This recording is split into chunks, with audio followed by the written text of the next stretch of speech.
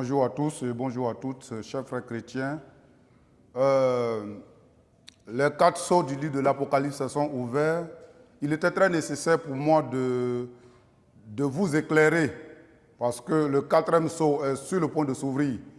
Et donc, nous allons tout droit vers les événements de la fin des temps. Alors, il est très important pour que chacun de nous sache à quelle heure nous sommes et qui sera sauvé, qui ne sera pas sauvé. J'ai décidé, parce que le Seigneur m'a fait grâce, de vous éclairer sur l'évangile, l'évangile du salut de notre âme, l'évangile de Jésus-Christ qui nous donne d'avoir accès au paradis. Alors, comment nous devons comprendre la parole de Dieu? Dans le livre d'Actes des Apôtres, chapitre 28, verset 23. Alors, voici ce qui est écrit. Acte 28, verset 23. Il lui fixait un jour et plusieurs vinrent le trouver dans son logis. Paul leur annonça le royaume de Dieu en rendant témoignage et en cherchant par la loi de Moïse et par les prophètes à les persuader de ce qui concerne Jésus. L'entretien dura depuis le matin jusqu'au soir. L'entretien dura depuis le matin jusqu'au soir. Alors, ça ne sera pas la même chose aujourd'hui. J'essaierai de vous faire comprendre en vous donnant l'essentiel au maximum. Mais ici, le passage d'ici nous parle de quoi? Le passage est clair. Paul annonçait l'évangile aux Juifs à Rome. Paul a parlé de Jésus-Christ, a parlé du royaume. Il a parlé des prophètes, il a parlé de Moïse. Mais comment l'évangile qui est dans le Nouveau Testament, nous pouvons parler de l'évangile qui est dans le Nouveau Testament et nous parlons des prophètes et nous parlons de Moïse. C'est parce que la meilleure manière de faire comprendre à quelqu'un le salut que Jésus est venu nous donner, il faut que nous parcourons l'ensemble de la parole de Dieu. C'est pour cela, c'est ce que Paul a fait ici. Alors donc, la meilleure manière de prêcher l'évangile de Jésus-Christ, c'est d'aller dans la loi de Moïse, d'aller dans les prophètes et de donner les détails. J'essaierai de faire le maximum par la grâce du Seigneur. Alors, c'est pour vous dire que ce que je vais faire, c'est biblique. C'est pour cela que j'ai lu ce verset. Mais avant même que Paul ne dise, Jésus lui-même a parlé en Luc 24, à partir du verset 44. Lui-même, le Seigneur lui-même a parlé de ce qui le concerne. Luc 24, à partir du verset 44. Je lis la parole. Puis il leur dit, c'est là ce que je vous disais lorsque j'étais encore avec vous, qu'il fallait que s'accomplisse tout ce qui est écrit de moi dans la loi de Moïse, dans les prophètes et dans les psaumes. La même chose que Paul a dit, Jésus avait dit avant. Donc Jésus nous éclaire ici en ce qui concerne son évangile. Alors, sans l'Ancien Testament, nous ne pouvons comprendre la vérité biblique. Alors là encore, parmi nous, certains enseignent l'Ancien Testament et certains aussi enseignent le Nouveau Testament. Alors, toute la Bible doit être utilisée. Voici le verset qui le dit. Ésaïe 34, verset 16. Je lis. Consultez le livre de l'Éternel et lisez. Aucun d'eux ne fera défaut, ni l'un ni l'autre ne manqueront, car sa bouche l'a ordonné, c'est son esprit qui les rassemblera. Ce verset nous montre clairement que toute la Bible doit être utilisée. Toute la Bible. Je reprends. Consultez le livre de l'Éternel, Ésaïe 34, verset 16. Consultez le livre de l'Éternel et lisez, aucun d'eux ne fera défaut. Ni l'un ni l'autre ne manqueront, car sa bouche l'a ordonné, c'est son esprit qui les rassemblera. Ce verset nous parle, nous montre clairement que toute la Bible doit être utilisée. Alors, frères, nous avons dans nos bouches un peu régulièrement le nom de Jésus. Le nom de Jésus veut dire quoi? Jésus est venu pour nous sauver de nos péchés. Et donc, c'est le Sauveur. Le verset qui dit que Jésus est venu nous sauver de nos péchés, je vous donne Matthieu chapitre 1, verset 21. Matthieu chapitre 1, verset 21, je lis, afin que nous soyons éclairés. Elle enfantera un fils, et tu lui donneras le nom de Jésus. C'est lui qui sauvera son peuple de ses péchés, son peuple de ses péchés. Jésus vient nous sauver de nos péchés. Jésus n'est pas venu faire autre chose pour que certains enseignements que nous faisons dans les églises, à faire ce que nous pensons dans la chair. Alors, c'est pour que nous soyons encore éclairés, que nous faisons très attention. Jésus, lui, vient nous sauver, vient sauver son peuple de ses péchés. Mais comment Jésus peut sauver son peuple de ses péchés? Pour que Jésus sauve son peuple de ses péchés, il faut que le peuple découvre d'abord sa nature pécheresse. Alors, si le peuple ne découvre pas sa nature pécheresse, Jésus ne peut venir nous sauver. Alors ici, on va lire ensemble Marc 7, verset 20 au verset 23, je lis. Il dit encore, ce qui sort de l'homme, c'est ce qui souille l'homme. Car c'est du dedans, c'est du cœur des hommes que sortent les mauvaises pensées, les adultères, les impudicités, les meurtres, les vols, les cupidités, les méchancetés, la fraude, le dérèglement, le regard envieux, la calomnie, l'orgueil, la folie. Toutes ces choses mauvaises sortent du dedans et souillent l'homme. Le Seigneur Jésus-Christ ici donne les détails des péchés adamiques. Il a cité 12 péchés, les péchés avec lesquels nous sommes nés. Alors, celui qui nous a fait connaître ces péchés, c'est Jésus lui-même. Il cite l'ensemble des péchés avec lesquels nous sommes nés. Alors, bien-aimés, maintenant, le Seigneur a été clair, mais ces péchés que le Seigneur a cités ici, nous devons comprendre que nous portons ces péchés en nous. Alors, le bébé qui vient de naître, le vieillard, tous portent ces péchés. Tout le monde porte ses péchés. Alors, la question que quelqu'un va me poser, pourquoi peux-tu dire qu'un bébé porte un péché? Alors, ce que vous devez comprendre, on ne devient pas pécheur, on est pécheur. Alors, certains, dans leur enseignement, ont l'habitude de dire que le bébé qui est couché, il vient de naître, il n'a rien encore fait. Pourquoi va-t-on dire qu'il est pécheur? Vous devez savoir que nous sommes nés pécheurs. Nous sommes nés pécheurs, alors on ne devient pas pécheur donc. On est pécheur. Voici, quelqu'un va me dire, donne-moi les versets, je vous donne les versets Romains 5, verset 12 et Romains 5, verset 19. Romains 5, verset 12 et Romains 5, verset 19. Je lis, Romains 5, verset 12. C'est pourquoi, comme par un seul homme le péché est entré dans le monde, et par le péché la mort, et qu'ainsi la mort s'est étendue sur tous les hommes, parce que tous ont péché. Alors, le verset 19, je lis Romains 5, verset 19, car comme par la désobéissance d'un seul homme, beaucoup ont été rendus pécheurs, de même par l'obéissance d'un seul homme, beaucoup seront rendus justes. Nous devons donc saisir ceci et comprendre à la lecture de ces deux versets que nous sommes tous nés pécheurs. Même le bébé qui vient de naître, alors le bébé là est pécheur parce qu'il est né avec le péché. Alors on ne devient pas, que vous comprenez une fois pour toutes, on ne devient pas pécheur, mais on est pécheur. Vous avez constaté que certains pêchent. Si on devient pécheur, ça veut dire qu'il faut aller à l'école du péché pour apprendre le péché. Alors, ceux qui pêchent, vous-même regardez parmi vos enfants, regardez vous-même votre vie. Alors, ceux qui pêchent, c'est de leur propre gré qu'ils pêchent. Ils se lèvent, eux-mêmes vont pêcher. Qui leur a appris qu'on pêche? Alors, c'est parce que nous sommes des pécheurs que cela pêche, parce que leur nature adamique est ainsi. Nous sommes nés avec les péchés d'Adam. Alors, ici, nous sommes d'accord que nous sommes nés pécheurs. Mais nous sommes nés pécheurs. Il y a plusieurs parmi nous, nombreux sont ceux à qui, lorsqu'on leur dit que nous sommes des pécheurs, que vous êtes remplis de péchés, ils nient leur péché.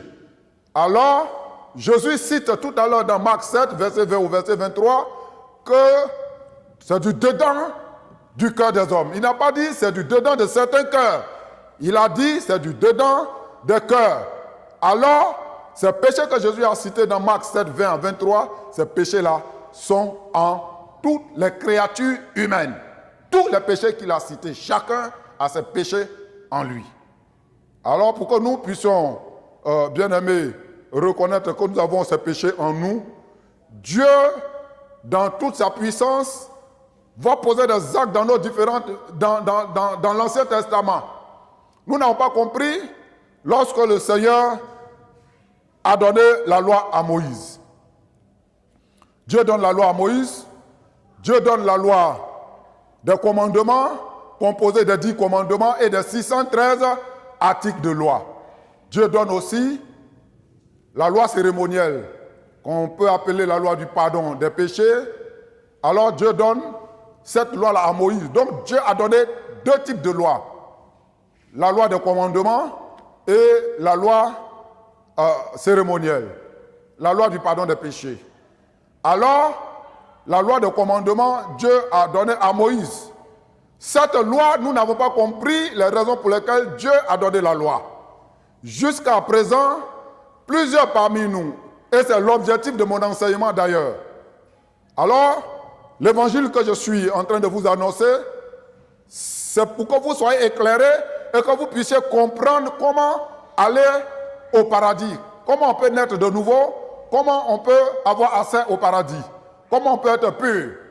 Alors, Paul a commencé dans l'Ancien Testament pour éclairer les Juifs à Rome. Le Seigneur Jésus-Christ aussi nous a montré comment il faut annoncer l'évangile, comme je vous ai donné les versets tout à l'heure. Alors ici, Dieu donne la loi à Moïse. Alors, nous n'avons pas compris. Ici encore, à l'église, quand la loi de commandement a été donnée à Moïse, plusieurs suivent cette loi et continuent à mettre en pratique dans nos églises la loi de commandement. Mais voici ce que dit la parole à propos de la loi de commandement. Alors, est-ce que la créature humaine peut mettre en pratique la loi de commandement? Je vous pose cette question. Elle est posée à tous ceux qui m'écoutent. Est-ce que la créature humaine peut mettre en pratique la loi de commandement? Alors, nous allons dans la parole. Certains, je sais que parmi vous, certains vont répondre. On peut mettre en pratique la loi de commandement. Certains peuvent dire, on peut mettre une partie en pratique, mais je vais répondre. Alors certains peuvent dire, on ne peut pas mettre la loi de Dieu en pratique. Je vais répondre aux 3. Ceux qui disent qu'on peut mettre la loi de Dieu en pratique, je leur réponds par ces versets. Je lis Exode 22, verset 18. Tu ne laisseras point vivre la magicienne. Dans certains versets bibliques, c'est écrit clairement, tu ne laisseras point vivre la sorcière. Alors celui qui dit qu'on peut mettre la loi de Dieu en pratique, je lui pose la question. Combien de sorciers, depuis qu'il est chrétien, a-t-il tué? Puisqu'il dit qu'on peut mettre la loi de Dieu en pratique. Combien de sorciers a-t-il tué? Je sais que maintenant, il va rejoindre la deuxième personne qui a dit tout à l'heure qu'on peut mettre une partie de la loi en pratique. Alors, celui qui a dit qu'on peut mettre une partie de la loi en pratique, on ne peut pas mettre tout en pratique, je lui réponds. Jacques 2, 10 à 11. Je lis. Car quiconque observe toute la loi, mais pêche contre un seul commandement, devient coupable de tous.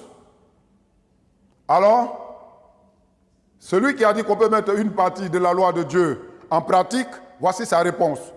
La Bible dit ici, dans ce verset, Jacques 2, verset 10, « Car quiconque observe toute la loi, mais pêche contre un seul commandement, devient coupable de tous. » Verset 11, en effet, celui qui a dit, « Tu ne commettras point d'adultère » a aussi dit, a dit aussi, « Tu ne tueras point. » Or, si tu ne commets point d'adultère, mais que tu commettes un meurtre, tu deviens transgresseur de la loi. Alors, c'est sans détail. La parole de Dieu ne ment pas, la parole est claire. Alors celui qui dit, on peut mettre une partie de la loi en pratique, voici ce que Dieu dit. Dieu dit, les 613 articles de loi qu'il a donnés à Moïse sur le mont Sinaï, si tu mets même 612 en pratique, que la 613e loi, tu n'as pas mis en pratique, tu deviens transgresseur de la loi. Ça veut dire que tout ce que tu as fait, tout est nul. Si tu mets encore en pratique une loi que les 612, tu n'as pas mis en pratique, la seule loi que tu as mis en pratique là, bien aimé, parce que tu n'as pas mis le reste en pratique, la seule loi là annule le reste. Et donc, tu deviens transgresseur de la loi. Alors, tout à l'heure, il y avait 3 réponses. Une première réponse qui dit, on peut appliquer la loi de Dieu. Lorsque j'ai donné le verset de Exode 22, verset 18, la personne s'est rendue compte qu'on ne peut pas appliquer la totalité de la loi de Dieu. Alors la personne rejoint la deuxième personne qui dit on peut appliquer une partie. Alors la personne qui dit qu'on peut appliquer une partie, lorsque nous lisons Galates 2, 10 à 11, la personne est encore disqualifiée. Je repose ma question, est-ce qu'on peut appliquer la loi des commandements donnée à Moïse sur le mont Sinaï? La loi des commandements est composée des 10 commandements de 613 articles de loi. Est-ce que cette loi-là, on peut la mettre en pratique? Je sais que maintenant, tous vont dire qu'on ne peut pas mettre en pratique. Alors, bien-aimés, voici la loi. Lorsque nous allons dans Exode 20, verset 13, c'est écrit « Tu ne tueras point ». Alors Dieu dit, en Exode 20, verset 13, « Tu ne tueras point ». En Exode 22, verset 18, il dit, tu ne laisseras point vivre la sorcière. Alors il dit, tu tueras, tu ne tueras pas. Bien-aimés, comment pouvons-nous mettre en pratique une loi pareille? Alors, qu'est-ce que je voudrais vous faire comprendre? Aujourd'hui, dans nos églises, plusieurs mettent en pratique une partie de la loi. Alors, le reste là, ils ne mettent pas en pratique. Le chapitre 2, le verset 10 à 11 rattrape tous ces pasteurs, tous ces fidèles qui mettent une partie de la loi de Dieu en pratique, la loi des commandements en pratique et ne mettent pas le reste en pratique. Dieu dit ici dans ce passage, tout ce que vous avez mis en pratique là, tout est nul. Lui, devant Dieu, Dieu qui est Seigneur, Dieu qui a donné sa parole, il dit, si tu mets une partie en pratique, que tu ne mets pas l'autre partie en pratique, la partie que tu as mis en pratique là est annulée. Il ne considère pas les efforts que tu as faits. Alors, voici la vérité de la loi. Alors, ici, Exode 23, quand nous prenons encore la parole dans Exode 23, verset 13. Exode 23, verset 13, je lis, « Vous observerez tout ce que je vous ai dit, et vous ne prononcerez point le nom d'autre Dieu, qu'on n'entende point sortir de votre bouche. » Le Seigneur dit de ne pas prononcer le nom du Satan. Vous passez tout le temps à combattre Satan dans vos maisons. Vous prononcez le nom des démons. Voici ce que la parole dit. Comme vous voulez appliquer la loi, Dieu dit tu ne pourras pas prononcer le nom d'un seul Dieu. Alors si tu prononces Satan, ça veut dire que le nom du Satan dans tes prières, ça veut dire que tu as transgressé la loi de Dieu. Quand nous prenons encore Lévitique 19, verset 19, alors nous avons encore un autre détail de la loi. Alors, Lévitique 19, verset 19, c'est écrit clairement, vous observerez mes lois. Alors, quand Dieu dit vous observerez mes lois, alors les gens ont lu la lettre. Ce n'est pas ce que Dieu voulait dire. Est-ce qu'il dit ce qu'il dit maintenant là de faire comme ce qu'il le demande? Vous n'avez pas compris. Quand Dieu dit vous observerez mes lois, Dieu nous dit ce qui nous sauve, car Dieu fait du bien. Dieu n'a jamais fait du mal, jamais du tout. Dieu ne fait pas du mal. Alors, Dieu fait du bien. Alors, quand il dit, vous observerez mes lois, Dieu dit simplement, je souhaite que vous soyez sauvés, je souhaite que vous deveniez mes enfants, je souhaite que vous soyez libérés. Alors, ce qui va vous sauver, ce qui va vous libérer là, c'est ce que je vous demande de mettre en pratique. Alors ici, mais comme Dieu a parlé, les gens n'ont pas compris, parce que la parole de Dieu est la parole du royaume. La parole de Dieu n'est pas d'ici. La parole de Dieu vient du ciel. C'est la parole écrite et physique. Mais elle vient du ciel. Nous ne pouvons pas la comprendre aussi facilement. Alors ici, au verset de Lévitique 19, 19, c'est écrit, vous observerez mes lois. Tu n'accoupleras point les bestiaux, des bestiaux de deux espèces différentes. tu n'ensemenceras point ton champ de 2 espèces de semences, et tu ne porteras pas un vêtement tissé de 2 espèces de fils. Ce sont des détails. Alors, toi qui veux appliquer la loi de Dieu, voici ce que Dieu dit. Dieu dit de ne pas faire un champ dans lequel tu vas cultiver 2 semences. Tu vas faire 2 semences. Dieu dit de ne pas porter un habit qui sera tissé de 2 couleurs. Ça veut dire simplement que cet habit-là a 2 couleurs. Dieu interdit dans sa loi. Est-ce que cette loi, regarde la tenue, même toi qui m'écoutes, regarde la tenue qui est sur toi. Est-ce que tu ne vois pas qu'en regardant la tenue qui est sur toi, tu as porté déjà un habit avec 2 couleurs? Dieu a interdit ça. Alors, est-ce que tu peux appliquer la loi? Tu vas encore me dire, je peux appliquer une partie. Mais je dis, Jacques 2, 10 à 11 dit, la loi de commandement, quand tu appliques une partie, que tu n'as pas appliqué l'autre partie, la partie que tu as appliquée là, Dieu met 0. Alors, tu vas me dire ici que cette loi-là, c'est difficile. Tu ne peux pas faire ton champ avec 2 semences, tu ne peux pas porter chemise de 2 couleurs, tu vas faire des efforts. Alors, nous n'avons rien compris quand Dieu nous a donné la loi de commandement. Alors, les 613 articles de loi, il y a une des lois encore, Dieu a dit, tu ne manqueras pas le sabbat. Mon frère, dis-moi, le sabbat d'abord c'est dimanche, le sabbat c'est samedi, mais est-ce que tous les samedis, jusqu'à présent que tu es chrétien, tu as respecté tous les samedis? Tu vas me dire que ce n'est pas le temps du sabbat. D'accord, on suppose que Dieu accepte que les dimanches deviennent le jour du sabbat. Alors, est-ce que tous les dimanches tu vas à l'église? Et donc, nous n'avons pas compris les raisons pour lesquelles Dieu a donné la loi de commandement. Et dans nos églises aujourd'hui, plusieurs continuent de mettre en pratique la loi de commandement. Nous faisons des erreurs, des fautes spirituelles très graves. Si vous continuez de mettre en pratique la loi de commandement de Dieu donnée à Moïse sur le mont Sinaï, vous allez partir en enfer. Alors je vous éclaire, vous allez partir en enfer. La loi de commandement de Dieu, à la lumière de tout ce que je suis en train de vous dire, il vous est impossible de mettre en pratique. Est-ce que nous nous sommes posé la question, demander à Dieu pourquoi alors, toi qui nous as créés avec une faiblesse, comme Jésus l'a dit en Matthieu 26, verset 40 au verset 41, toi qui nous as créés avec une faiblesse, pourquoi nous donnes-tu des choses que nous ne pouvons pas faire? Alors, Dieu certainement allait nous répondre et Dieu nous répond.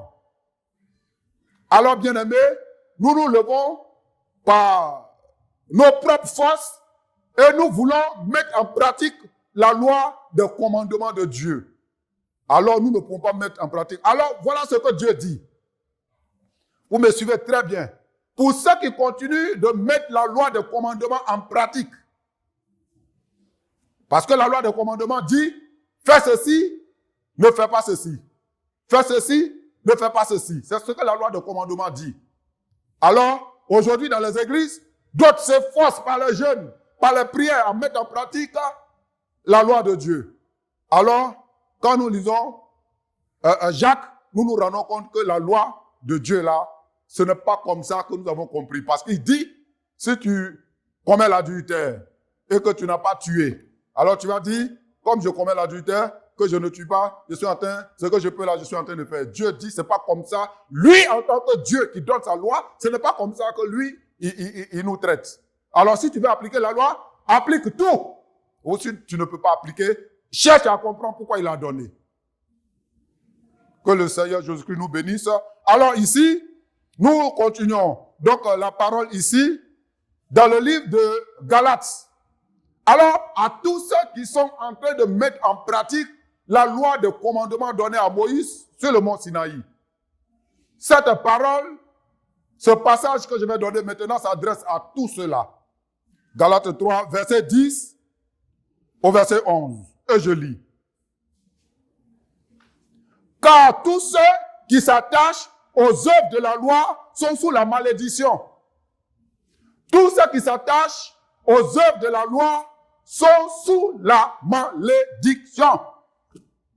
Toi qui es en train de chercher à t'efforcer, tu jeûnes même pour mettre en pratique la loi. Dieu dit que tu es sous la malédiction. Si tu veux Fais 10 jours de jeûne sec.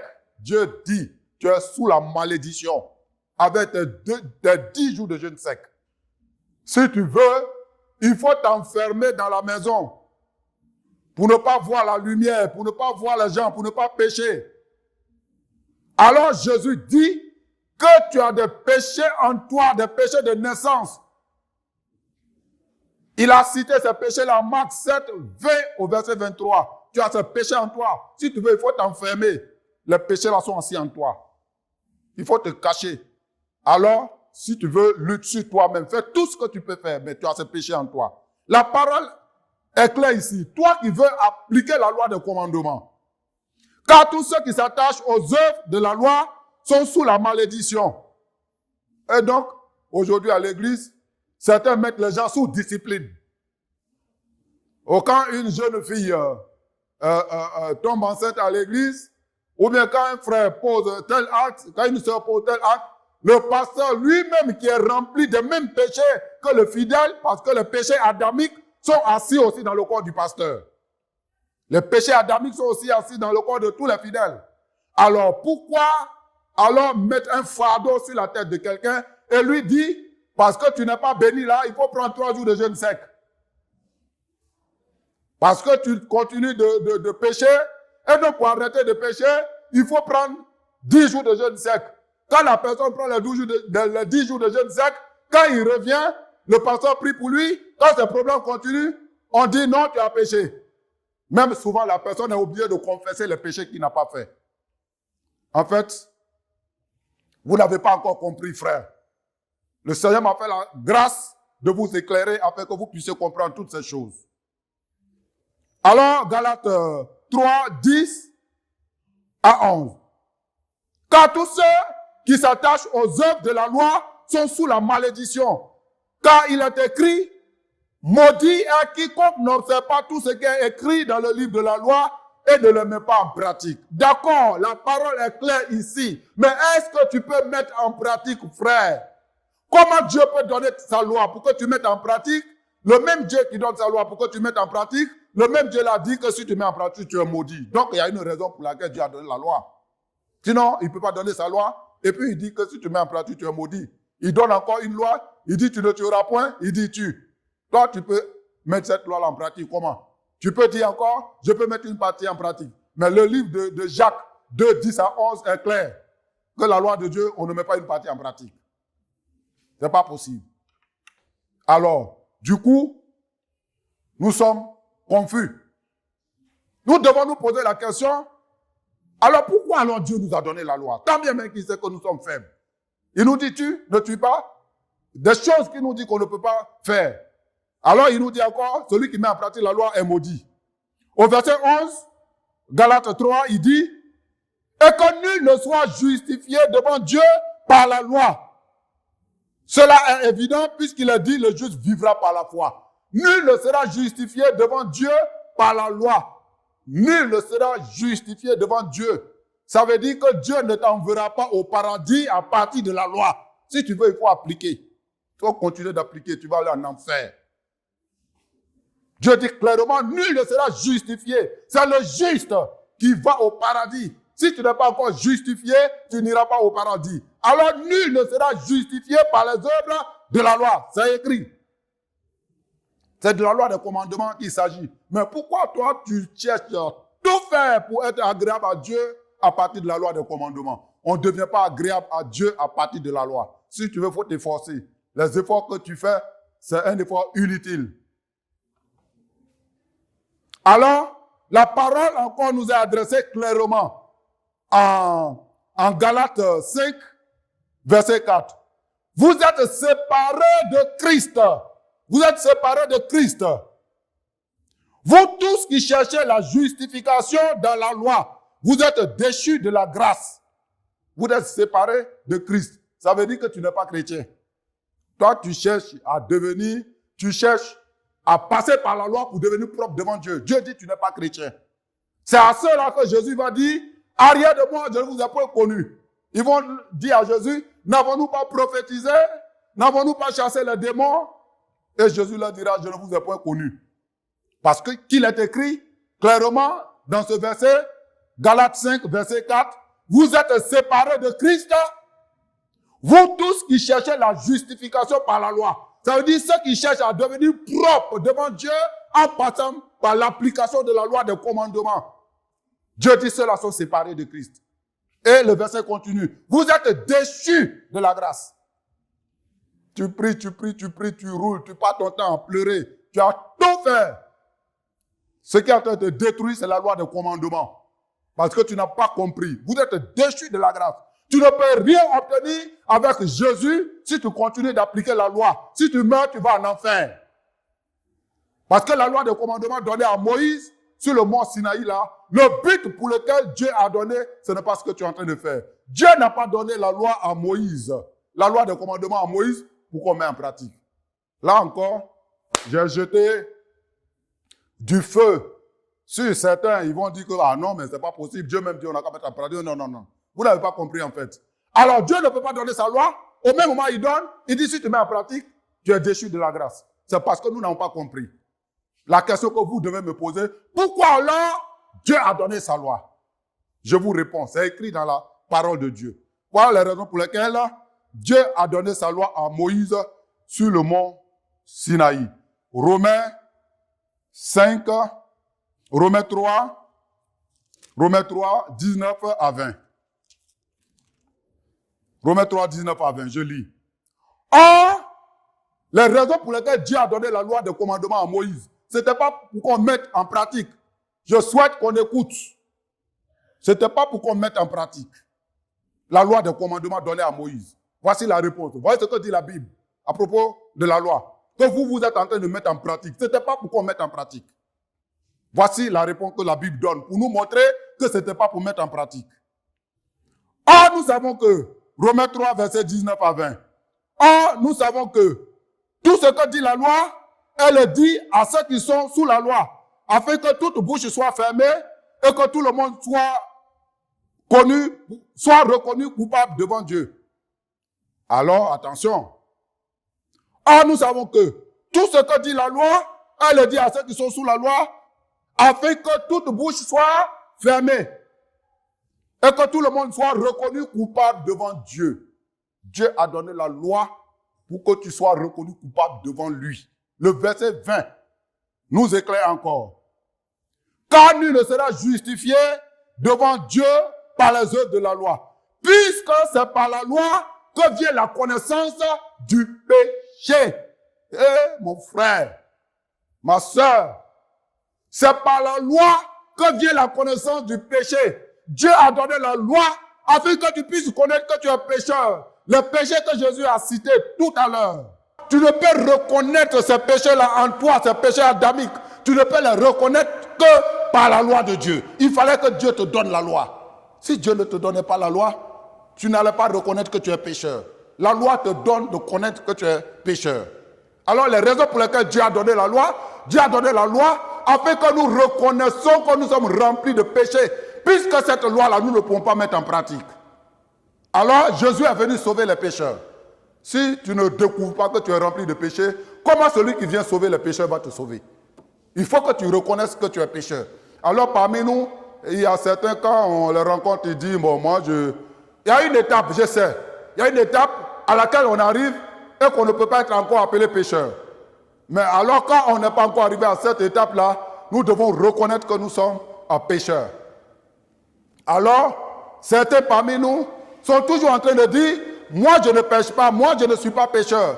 Et ils oublient qu'ils sont nés d'Adam et Ève, qui sont pécheurs. Alors, si tu n'es pas pécheur, tu ne seras pas sauvé. Parce que Jésus est venu sauver les pécheurs. Maintenant que toi tu n'es pas pécheur, Jésus n'a pas besoin de toi. Puisque tu n'es pas pécheur. Alors Jésus vient sauver les pécheurs. La loi de Dieu, Dieu a donné la loi de commandement à Moïse, afin que nous puissions reconnaître que nous sommes pécheurs. Nous devons reconnaître notre nature. Nous devons reconnaître que nous sommes un océan de péché. Nous devons reconnaître que nous sommes un lac de péché. Nous devons reconnaître que nous sommes un dépotoir, une eau usée. Nous sommes remplis de péchés, chacun. Jésus a cité 12 péchés. Tous ces 12 péchés-là, toute créature humaine porte ces 12 péchés en elle. Personne n'est en dehors de ces 12 péchés. Nous avons tous ces péchés. Et c'est pour cela que Christ vient nous sauver. Alors si Dieu ne donnait pas sa loi, il allait être difficile à chacun de nous de comprendre que nous sommes pécheurs. Alors, je vais prendre un exemple charnel, un exemple pour que vous puissiez comprendre. Je sais que je suis sur l'antenne, mais il arrive parfois aussi, il faut que nous vous disions certaines choses pour que vous puissiez comprendre. Alors, les animaux n'ont pas de loi. Le chien n'a pas de loi. Alors, comme le chien n'a pas de loi, quand le chien rencontre la chienne, là où le chien rencontre la chienne, le chien lui fait tout ce qu'il veut, même si c'est devant tout le monde, parce qu'il n'a pas de loi. Alors, les animaux n'ont pas de loi. Alors, un animal qui met bas un mâle, le mâle peut grandir, et lorsque le mâle grandit, le mâle peut monter sur sa mère et lui donner des enfants. Pourquoi ils agissent ainsi? Ils n'ont pas de loi.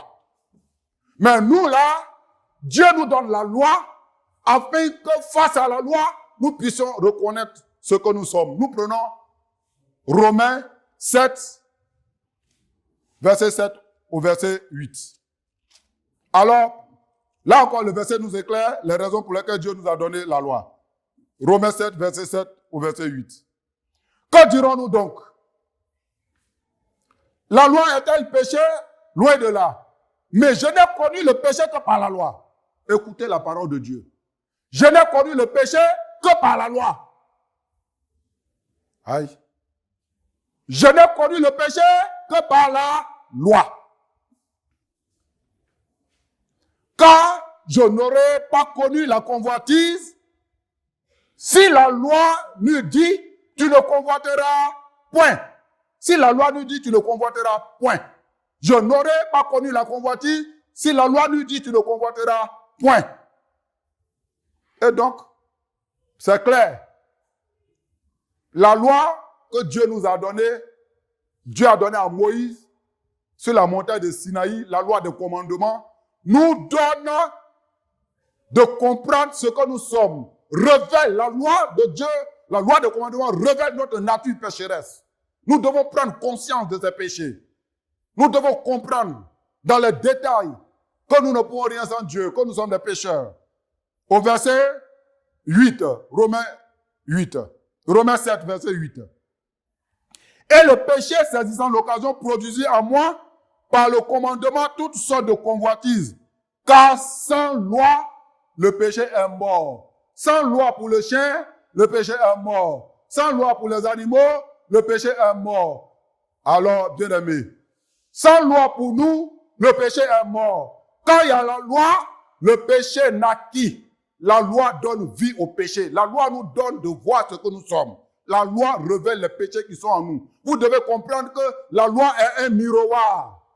Lorsque nous regardons dans le miroir, nous voyons ce que nous sommes. Alors, la loi est un médecin. Lorsque tu vas rencontrer le médecin et que tu lui dis « je ne me porte pas bien », il fait un diagnostic et il fait une ordonnance. Alors, la loi décrit les péchés qui sont en nous, les maladies qui sont en nous. Les péchés sont les maladies de l'âme, les maladies de l'homme. Alors la loi décrit l'ensemble de ces péchés. C'est pour cela que Jésus a dit qu'il n'est pas venu pour ceux qui sont en bonne santé, qu'il est venu pour les malades. Alors, tu dois comprendre que tu es malade de péché. Et donc la loi de Dieu, la loi de commandement de Dieu, nous donne de comprendre, de connaître que nous sommes pécheurs. La loi est un appareil pour décortiquer les maladies qui sont en nous. La loi de commandement de Dieu n'a pas été donnée pour qu'on mette en pratique. Elle a été donnée pour que nous reconnaissions que nous sommes des pécheurs. Dieu l'a donnée seulement pour que nous comprenions que nous sommes des pécheurs. Alors, maintenant que nous avons compris que Dieu a donné la loi pour que nous reconnaissions que nous sommes des pécheurs, bien aimé, Dieu en donnant la loi à Moïse sur le mont Sinaï, Dieu a donné deux types de lois. La loi de commandement et la loi cérémonielle. La loi du pardon des péchés. Alors, celui qui reconnaît par la loi de commandement qu'il est pécheur, Dieu, qui est notre Dieu, montre maintenant comment il donne la vie, comment il sanctifie, comment il sauve. C'est Dieu qui sauve. Quand Adam et Ève ont péché dans le jardin d'Éden, est-ce que Dieu était informé? Oui, il était informé. Mais Dieu a voulu que le péché entre en nous. Alors lui qui a voulu que le péché rentre en nous, c'est lui-là qui va enlever le péché. Ce n'est pas l'homme qui enlève le péché en lui, c'est Dieu qui enlève. Romains 11, verset 32. Dieu a renfermé tous les hommes dans la désobéissance pour faire miséricorde à tous. Et donc celui qui a mis péché dans notre corps, c'est lui qui peut enlever. Ce n'est pas toi qui peux enlever le péché. Ce ne sont pas les jeunes qui enlèvent le péché dans nos corps. Ce ne sont pas les impositions de main sur nos têtes qui enlèvent le péché dans nos corps. Ce n'est pas les prières que tu fais de 20 heures à 6 heures du matin le jour suivant qui enlèvent le péché. Si tu veux faire 15 jours de jeûne sec, tu vas mourir. Le jeûne sec n'enlève pas péché dans le corps de l'homme. Dieu qui a mis le péché dans notre corps, c'est lui qui peut enlever. Voilà comment Dieu enlève le péché. Écoutez-moi. Comment Dieu pardonne le péché de la créature humaine. Comment Dieu pardonne le péché de son peuple. Exode 26, verset 30. Je lis. Tu dresseras le tabernacle d'après le modèle qui t'est montré sur la montagne. Tu dresseras le tabernacle d'après le modèle qui t'est montré sur la montagne. Alors ici, lorsque le peuple a traversé la mer Rouge, qu'ils sont arrivés au désert, Dieu a demandé à Moïse de prélever les offrandes sur son peuple. Les différents prélèvements ont permis à Moïse de construire le tabernacle dans le désert selon le modèle que Dieu lui a donné. Alors, Exode 26, verset 30, tu dresseras le tabernacle d'après le modèle qui t'est montré sur la montagne. Dieu a montré le modèle, la manière, l'autel de Dieu se trouve au ciel et les différents éléments qui sont dans son autel. Dieu a montré à Moïse et Dieu a dit de faire un semblable sur la terre. Alors, Exode 39, verset 32 au verset 33. Exode 39. La parole de Dieu, bien-aimé, lorsque nous comprenons, Exode 39, verset 32 au verset 33, je lis. Ainsi fut achevé tous les ouvrages du tabernacle, de la tente d'assignation. Oui, ainsi fut achevé tous les ouvrages du tabernacle de la tente d'assignation. Les enfants d'Israël furent tout ce que l'Éternel avait ordonné à Moïse. Il fit ainsi. Alors ici, la Bible dit que le tabernacle que Dieu a demandé à Moïse de construire était achevé. En Exode 40, au verset 9, nous lisons, tu prendras l'huile d'onction, tu oindras le tabernacle et tout ce qui renferme, et tu sanctifieras avec tous les ustensiles, et il sera saint. Moïse a oint le tabernacle. Alors le tabernacle que Dieu a demandé à Moïse de construire était maintenant prêt pour les raisons pour lesquelles Dieu a voulu que ce tabernacle soit construit. En Exode 40, verset 13 au verset 15, et je lis,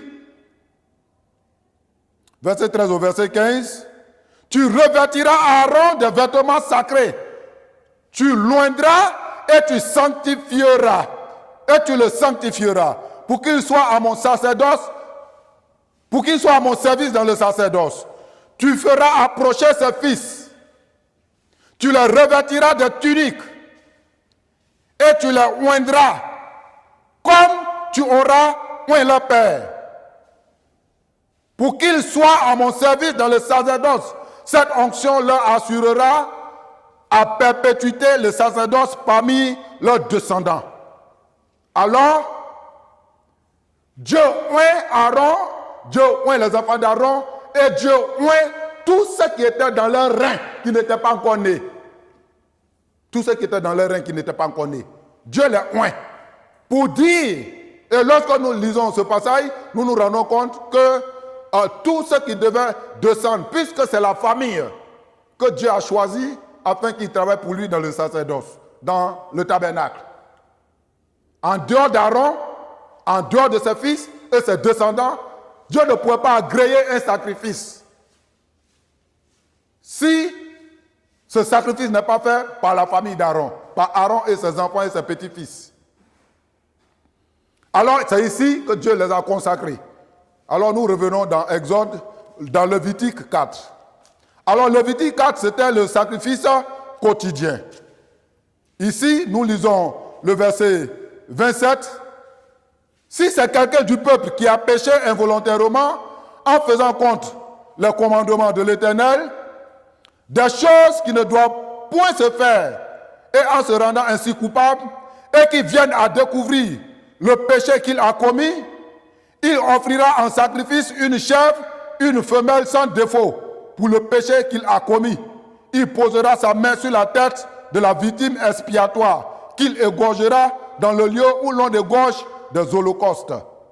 Le sacrificateur prendra avec son doigt du sang de la victime et en mettra sur les cônes de l'autel des holocaustes et il en répandra tout le sang au pied de l'autel. Verset 31, le sacrificateur ôtera toute la graisse comme on ôte la graisse du sacrifice d'action de grâce et il la brûlera sur l'autel et elle sera d'une agréable odeur à l'Éternel. C'est ainsi que le sacrificateur fera pour cet homme l'expiation et il lui sera pardonné.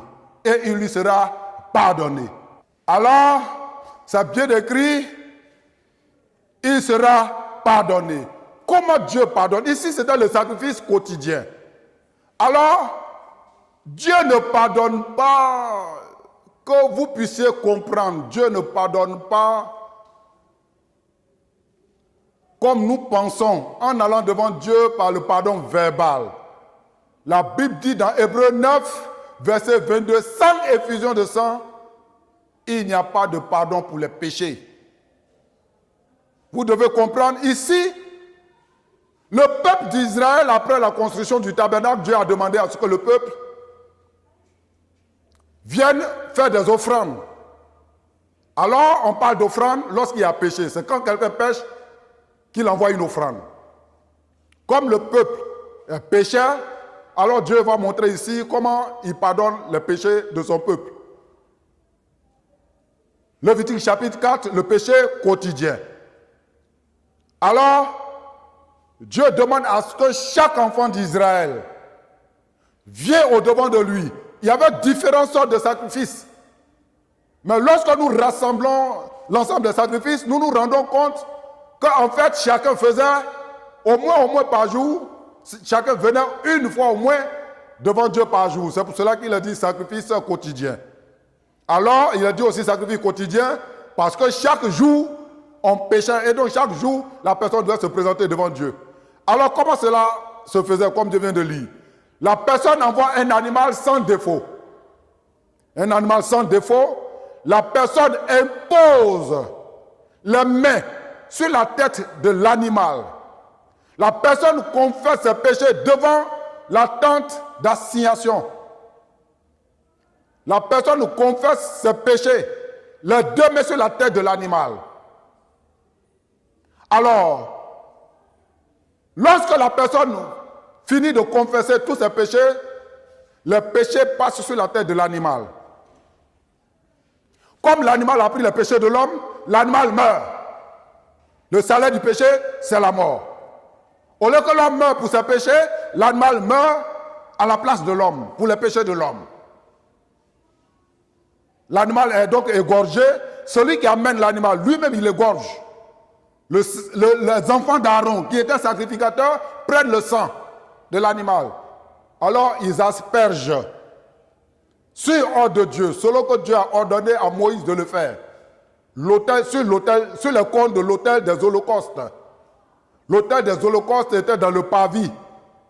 L'autel des holocaustes n'était pas dans le lieu saint et le lieu très saint. L'autel était dans le parvis. L'autel avait les 4 cônes. Dieu demandait à ce que le sang soit versé sur les 4 cônes. Alors, la figure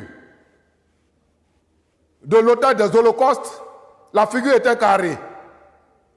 Les 4 côtés étaient égaux.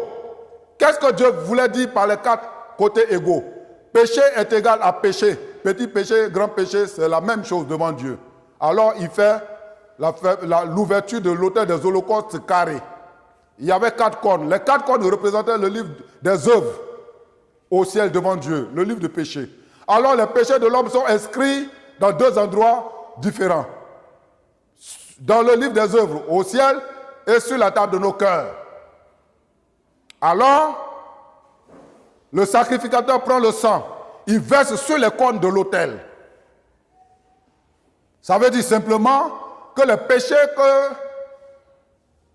la personne a commis, ces péchés-là que Dieu a inscrits dans le livre de péché au ciel, là, ces péchés sont couverts. C'est pour cela qu'il fallait verser le sang sur les cornes. Les cornes-là, c'était le livre des œuvres. Dieu avait demandé à Moïse de construire selon le modèle qu'il lui a donné. Et donc les cornes représentaient exactement le livre des œuvres.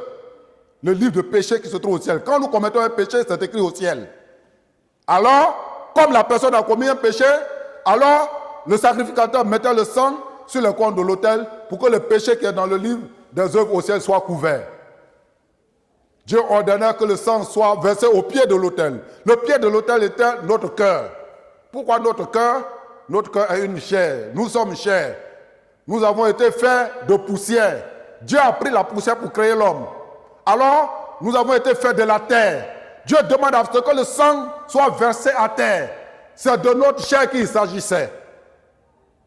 C'est de notre cœur qu'il s'agissait. Pour que les péchés qui sont dans nos cœurs soient couverts. Alors, c'est lorsque toutes ces étapes-là finissent là, que Dieu pardonne les péchés de la personne. Voilà comment Dieu pardonnait les péchés de son peuple dans l'Ancien Testament. Chacun devait faire le sacrifice par jour. S'il commet encore des péchés, demain il devait revenir. C'est ça le sacrifice quotidien. Alors quand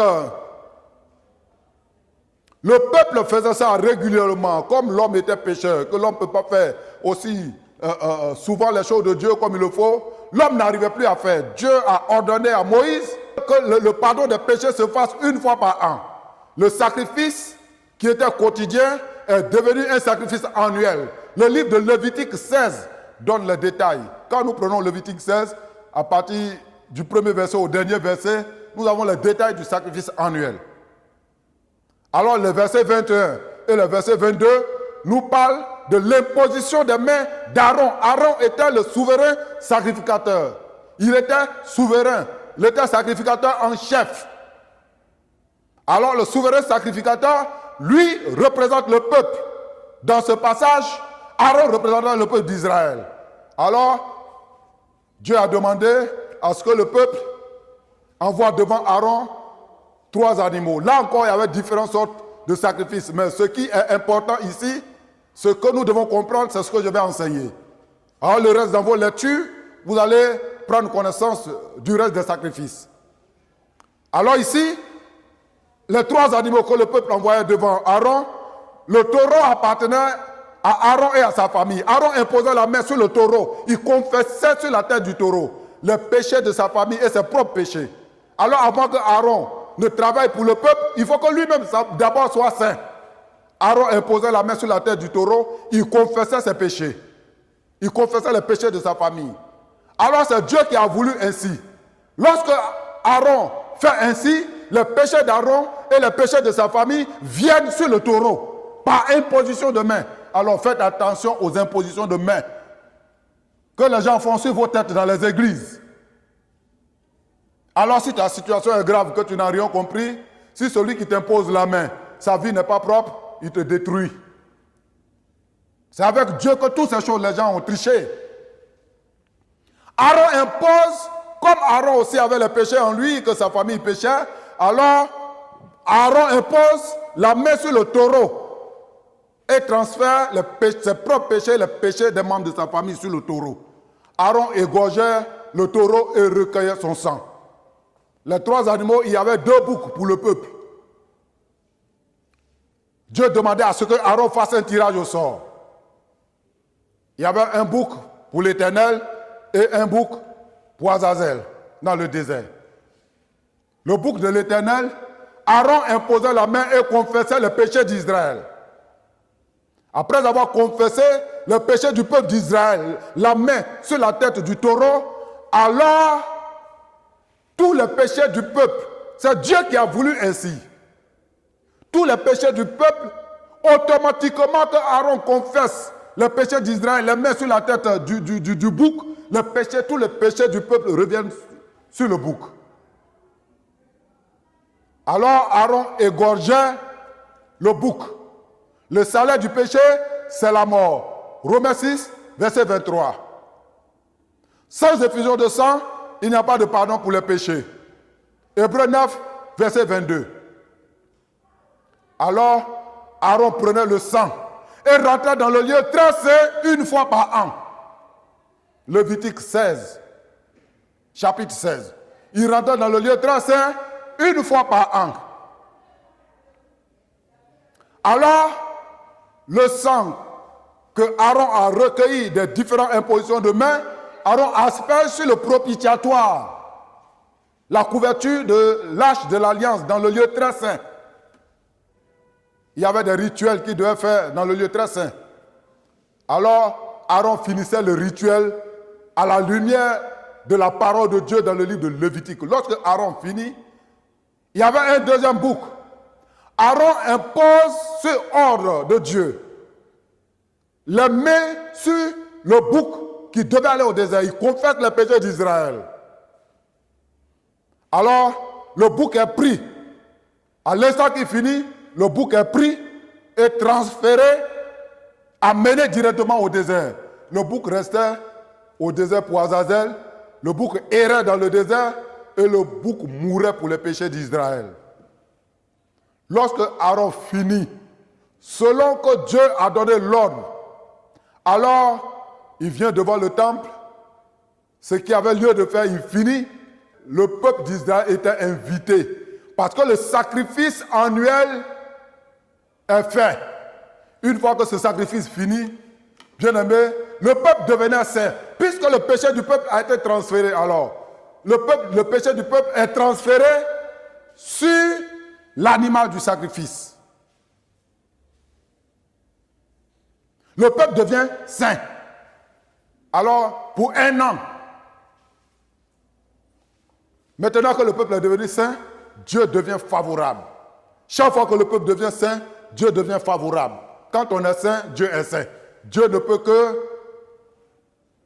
parler avec ses enfants. Alors chacun avait la possibilité, parce qu'il est sanctifié pour un an, de parler avec le Seigneur, de demander ce qu'il veut à Dieu.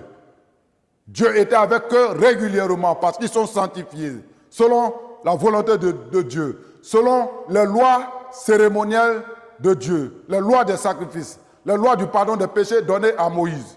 Alors, la loi des commandements, constituée de 10 commandements et de 613 articles de loi, était donnée donc pour que nous puissions connaître que nous sommes pécheurs, pour que nous prenions conscience de nos péchés. Et maintenant que nous prenons conscience, Dieu donne la loi cérémonielle pour nous donner d'être sanctifiés. Alors, c'est selon la loi de Dieu qu'on est sanctifié. On n'est pas sanctifié par nos propres pensées, par nos propres techniques, par nos propres plans. C'est comme ça que Dieu sanctifiait son peuple dans l'Ancien Testament.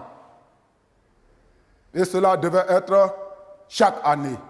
Quand le temps de Dieu s'est accompli, nous allons lire la parole dans le livre de Luc, Luc 1 à partir du verset 5. Luc 1 à partir du verset 5. Je lis Luc 1 à partir du verset 5. Du temps d'Hérode, roi de Judée, il y avait un sacrificateur nommé Zacharie. Alors, je vous ai dit tout à l'heure, dans Exode 40, verset 13 au verset 15, que Dieu a consacré Aaron, Dieu a consacré les enfants d'Aaron et tous ceux qui devaient naître dans leur rein, de leur rein. Tous ceux qui devaient naître de leur rein, Dieu les a consacrés. Alors, écoutons cette parole. Du temps d'Hérode, roi de Judée, il y avait un sacrificateur nommé Zacharie. Ça veut dire automatiquement que Zacharie descend d'Aaron. De la classe d'Abia. Sa femme était d'entre les filles d'Aaron et s'appelait Élisabeth. Sa femme était d'entre les filles d'Aaron. Elle s'appelait Élisabeth. Alors les deux viennent d'Aaron. Tous deux étaient justes devant Dieu.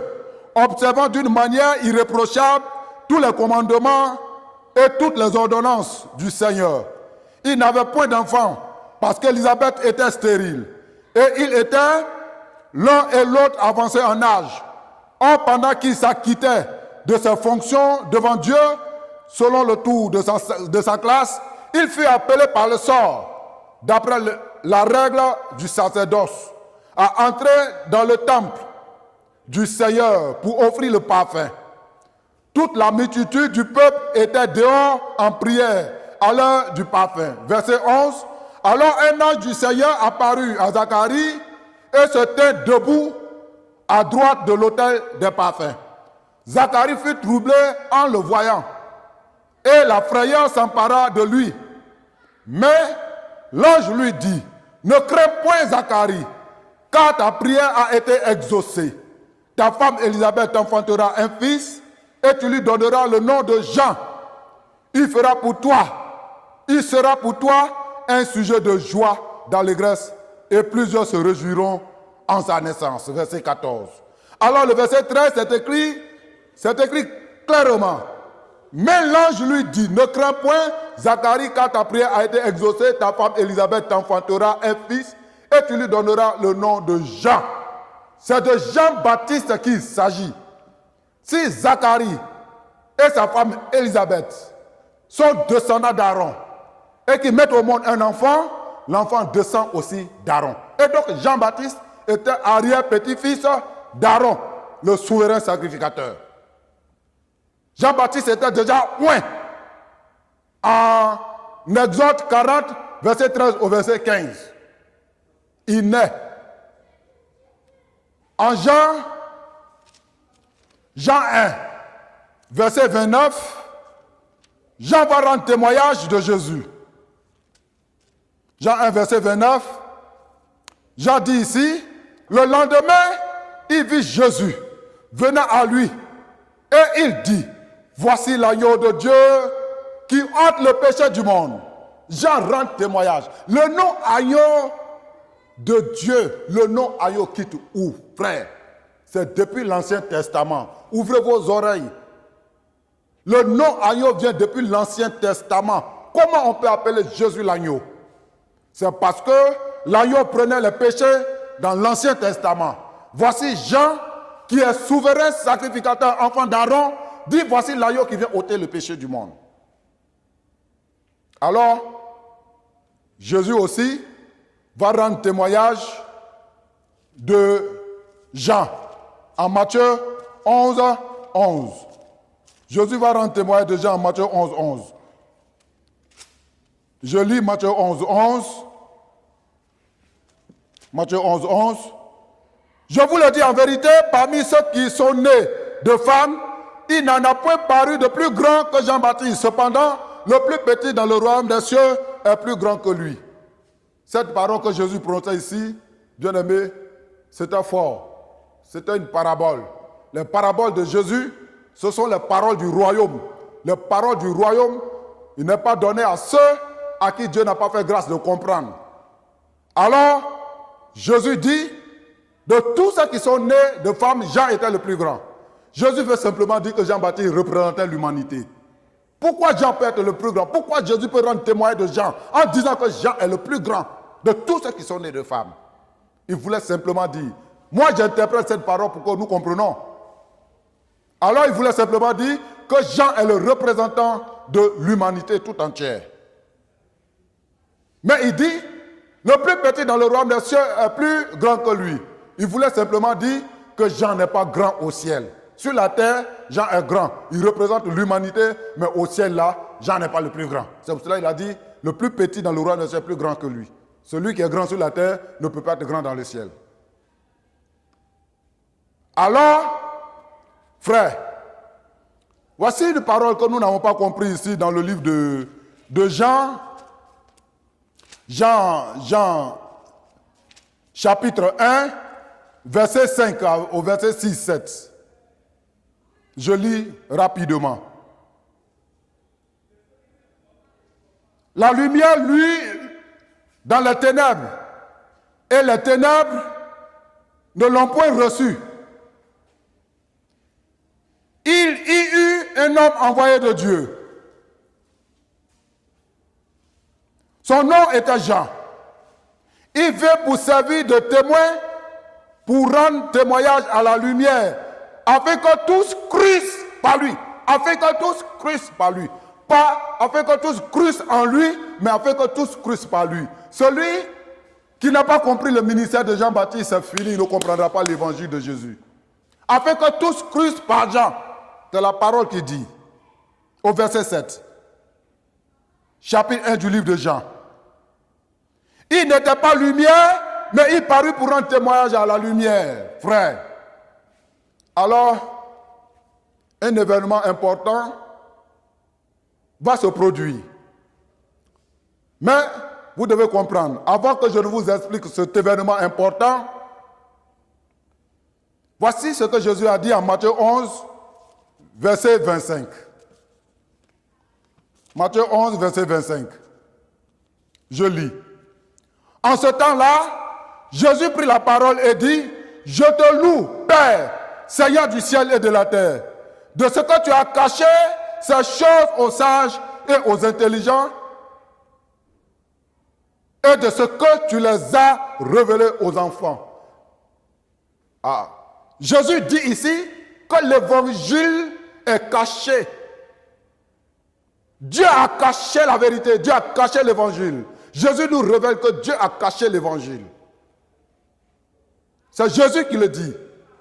Je te loue de ce que tu as caché ces choses aux sages et aux intelligents. Les sages et les intelligents, c'est les orgueilleux.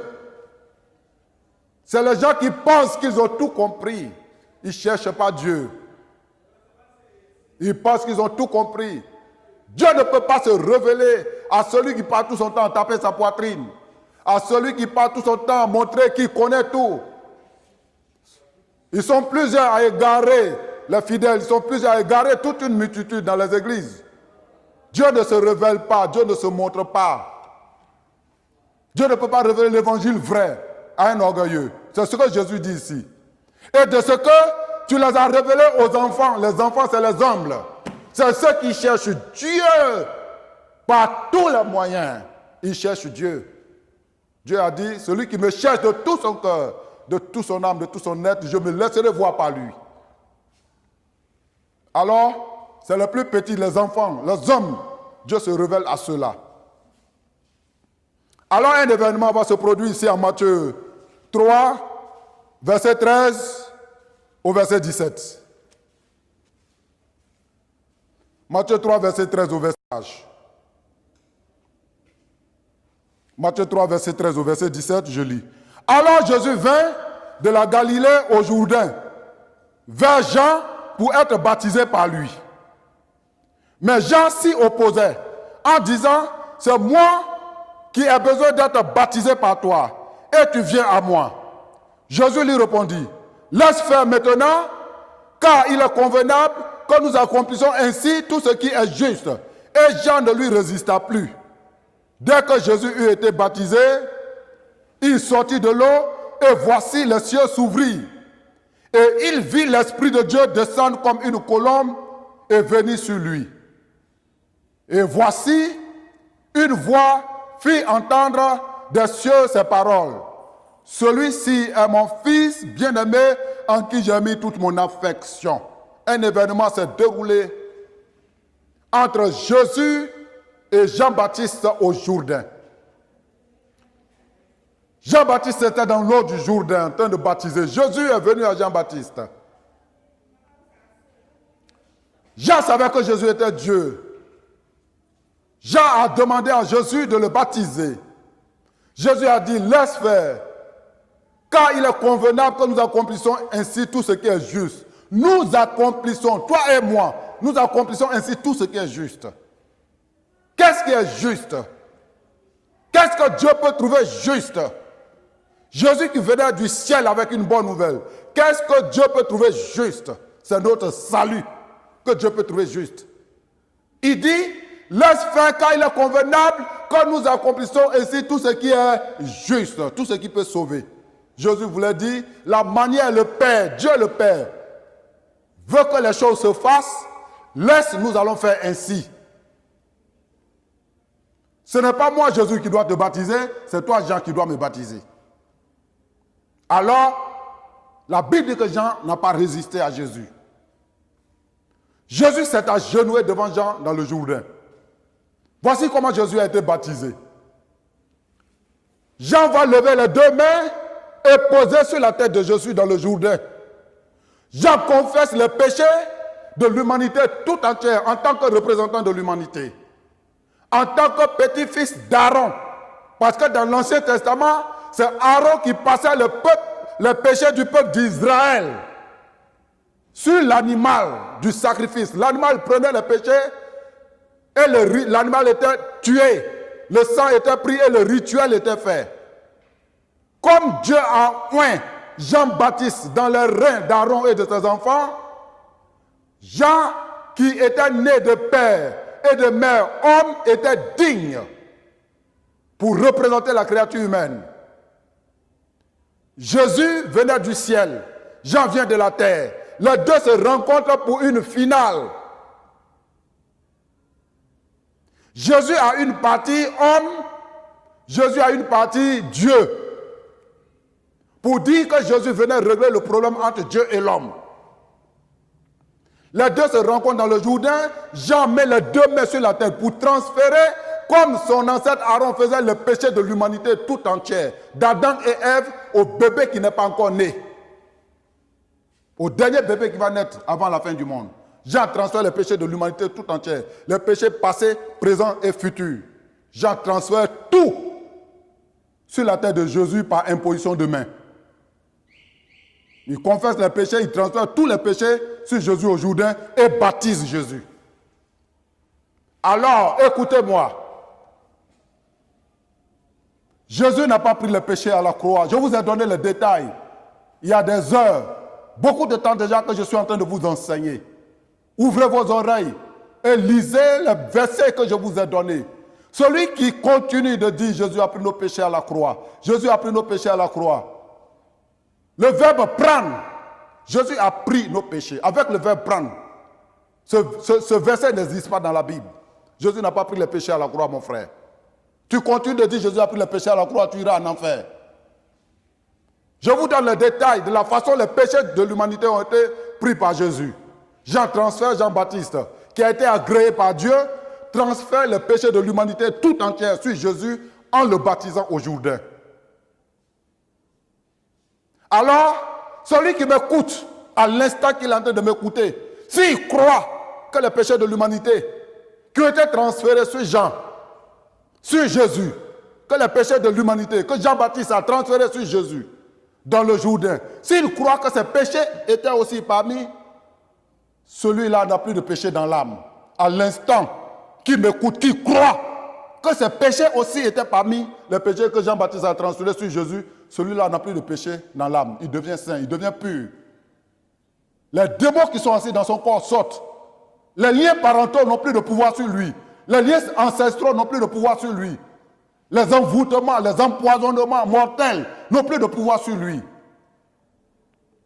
Il n'a plus de liens parentaux, de liens ancestraux. Il est délivré pour toujours. Il n'a pas besoin de combat pour chasser les démons. Il n'a pas besoin de plusieurs jeûnes. Ce ne sont pas les jeûnes qui sanctifient. Parce que la personne a cru que ses péchés ont été transférés sur Jésus. Au cours de ce baptême, cette foi-là, c'est ce que Dieu nous demande. Alors Abraham a cru. Dieu a imputé la justice sur Abraham. Celui qui croit ainsi, Dieu impute la justice sur lui. La personne devient juste. Parce que la personne a cru comme Abraham. Il devient enfant à Abraham. Il a droit à l'héritage d'Abraham. Parce qu'il a cru. Il a la foi d'Abraham. Comme il n'a pas de péché dans l'âme, il devient saint.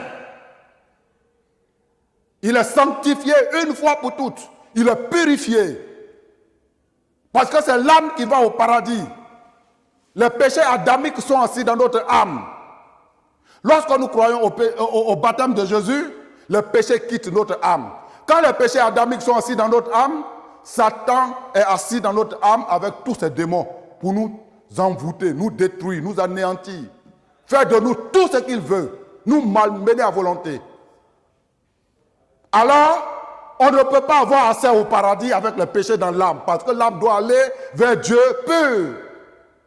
Alors celui qui croit ainsi, à l'instant qu'il croit, le péché quitte son âme. Son âme devient pure. C'est l'âme qui est la maison de Dieu. Comme son âme est devenue pure, Dieu n'habite pas dans les maisons faites de mains d'hommes. C'est l'âme qui est la maison de Dieu. Dieu descend dans l'âme. Comme l'âme est devenue pure, Dieu ne partage pas sa gloire. Alors j'entends que les gens ne sont pas informés du baptême de Jésus et ils disent qu'ils ont le Saint-Esprit. Satan a expédié un démon dans le corps de Jean. Ce démon-là, Satan même appelle ça Saint-Esprit. Ce démon-là est dans le corps de plusieurs. Alors, lorsqu'ils sont en transe à l'église, lorsqu'ils parlent en langue, ils disent que j'ai le Saint-Esprit. On ne peut pas avoir le Saint-Esprit avant la foi au baptême de Jésus. Parce que Dieu ne peut pas descendre dans ton âme souillée, ton âme remplie de péché, parce que le péché ne touche pas Dieu, frère, ma soeur. Le péché ne touche pas Dieu. Petit péché ne touche pas Dieu. Dieu ne partage pas sa gloire. Alors quand le péché d'Adam est assis dans ton âme, c'est Satan qui te dirige. Je te dis la vérité. Crois à la vérité pour que tu partes au paradis. Crois à la vérité pour que tu sois affranchi. Jésus a dit dans sa parole,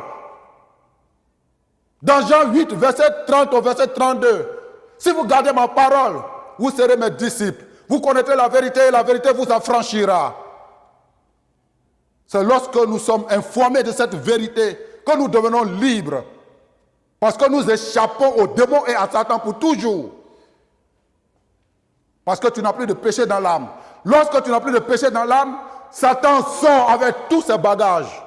Les parents, sorciers, mystiques, tout cela ne peut plus rien faire contre toi, pas ton âme est pure. C'est l'âme qu'on saisit pour t'envoûter, c'est l'âme qu'on saisit pour te tuer. Lorsque tu es informé et que tu as cru, le péché quitte ton âme devient pure. Satan et tes parents, sorciers, tous les ennemis n'ont plus accès à toi. Ils ne peuvent pas parce que ton âme est devenue pure. Parce que quand l'âme devient pure, Dieu descend dans l'âme et il s'assoit dans l'âme. Puisque Dieu ne partage pas sa gloire, le Satan était assis, il ne pouvait pas s'asseoir. Comme les péchés sont quittés, Satan sort avec ce que lui-même a semé dans le jardin d'Éden. Alors, tu restes pur.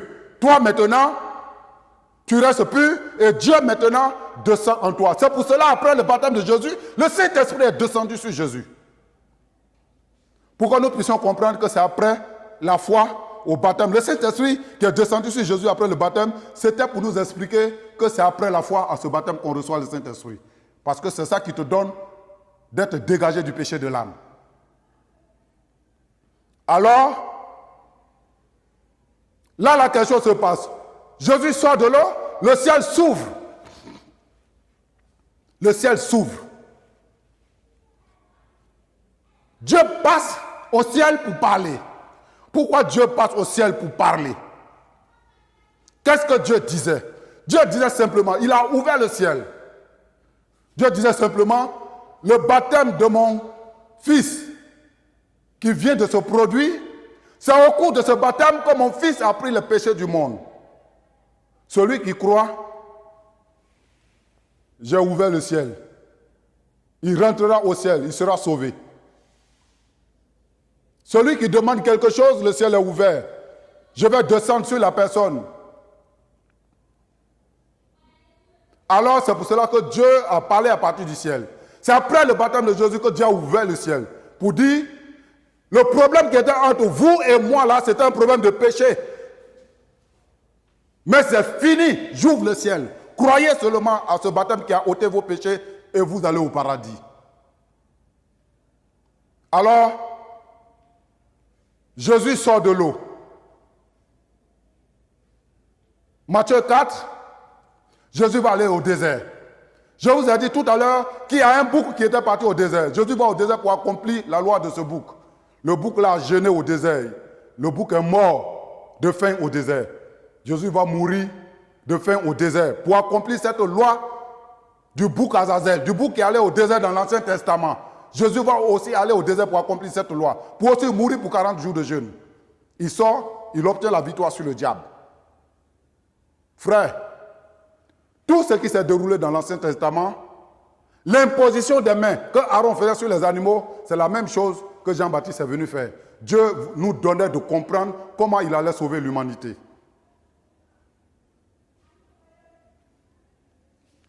Mon dernier passage, Jean 3, verset 1 au verset 6.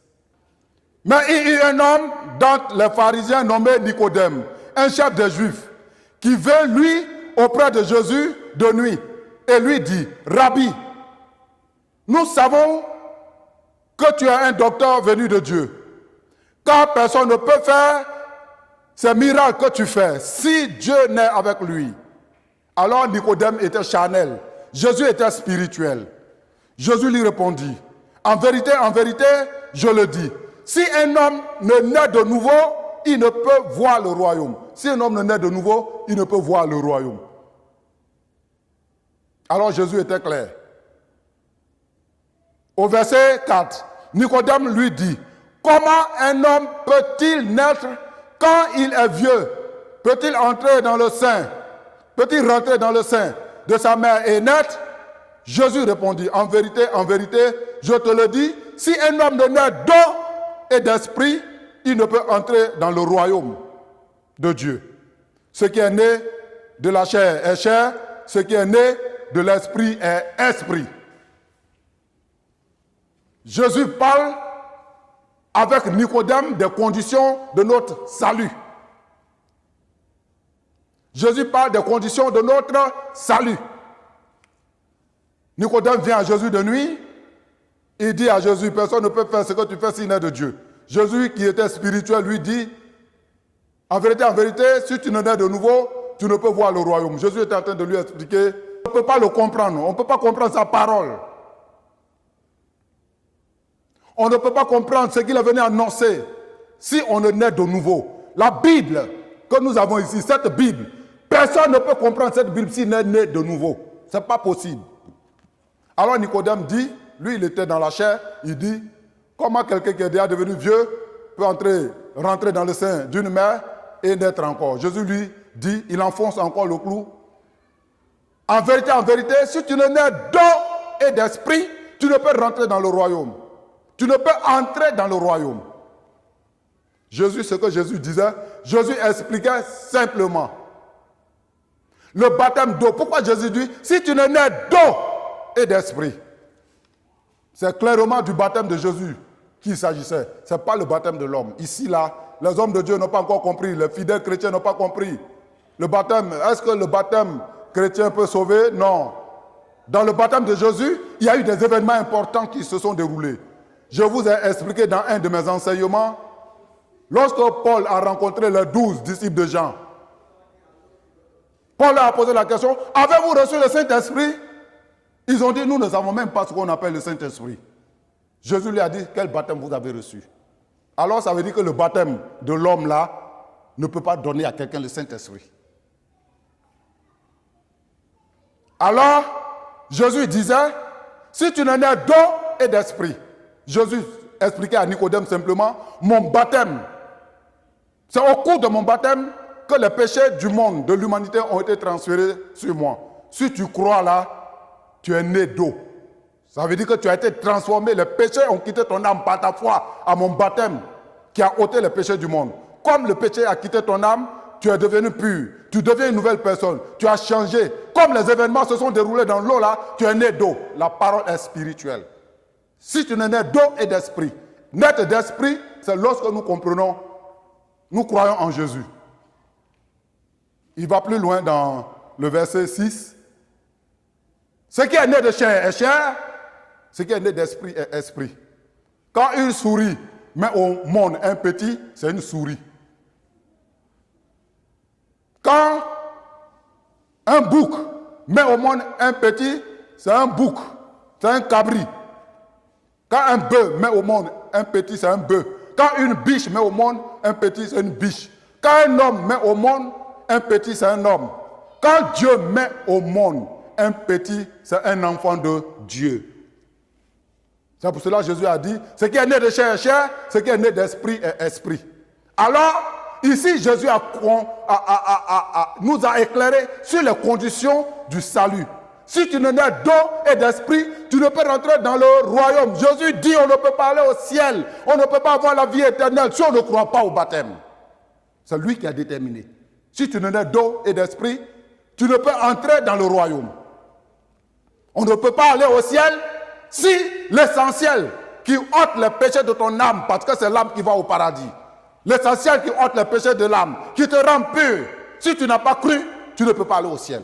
Jésus a dit ça à Nicodème. Il a éclairé tout le monde sur ce qui est net d'eau et net d'esprit. Alors, bien-aimés, il était important pour moi que je vous donne cet éclaircissement, que je vous éclaire. Nous sommes à 2 pas de la fin. Alors, qui va être sauvé?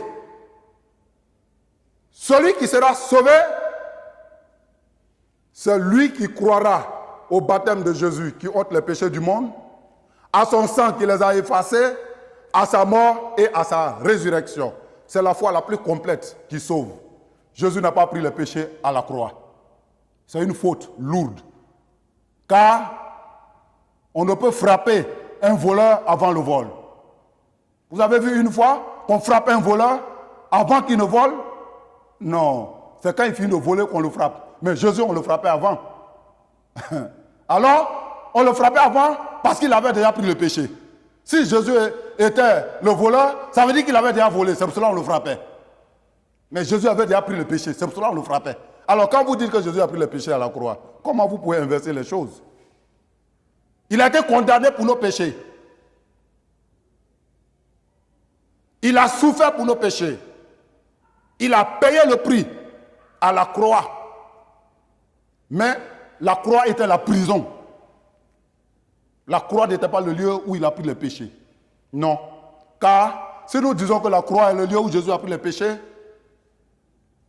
c'est comme l'acte pour lequel Jésus a été condamné, l'acte-là l'a retrouvé à la croix. Comment l'acte pour lequel on condamne quelqu'un retrouve la personne sur le lieu de détention? L'acte pour lequel on condamne la personne, on condamne quelqu'un, trouve la personne sur le lieu de détention. C'est pour le péché qu'ils ont condamné Jésus.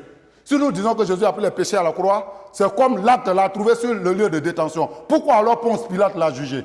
Pourquoi alors il a été arrêté après la prière à Gethsémane? Il a été arrêté parce qu'il avait le péché sur lui. Il a été jugé par Ponce Pilate parce qu'il avait le péché sur lui. Il a été condamné. L'acte pour lequel Jésus a été condamné a été spirituel. Les péchés sont spirituels. L'acte pour lequel il a été condamné était spirituel. C'est pour cela que les gens n'ont pas compris. Alors, celui qui croit ainsi a la foi la plus parfaite. Voici comment, bien-aimés, nous pouvons aller au paradis. Le thème de mon message, c'est comment aller au paradis, comment avoir la vie éternelle, comment être éclairé sur la vérité biblique qui nous donne le salut, qui nous sauve. Tous ceux qui auront cette foi, leur paradis est assuré. Je vous dis merci pour m'avoir suivi. Merci pour avoir été aussi patient pour suivre la vérité. À partir de cet instant, vous êtes libérés, vous êtes délivrés. Vous n'avez plus de péché dans l'âme. Appelez-moi à ce numéro de téléphone. C'est un enseignement fort. Je dois vous donner encore beaucoup de détails. Appelez-moi au 225 54 42 55 80. 225 47 51 84 42. Que le Seigneur Jésus-Christ nous bénisse. Appelez-moi. Vous verrez comment on va au paradis. Vous verrez comment voir la paix. Vous verrez comment les situations que vous vivez peuvent être solutionnées. Tous ceux qui ont appris cet évangile, plusieurs miracles se sont produits pour eux. Il suffit que vous croyez. C'est ça qui est la vérité et c'est ça que nous devons prêcher à l'église pour sauver les âmes. Amen.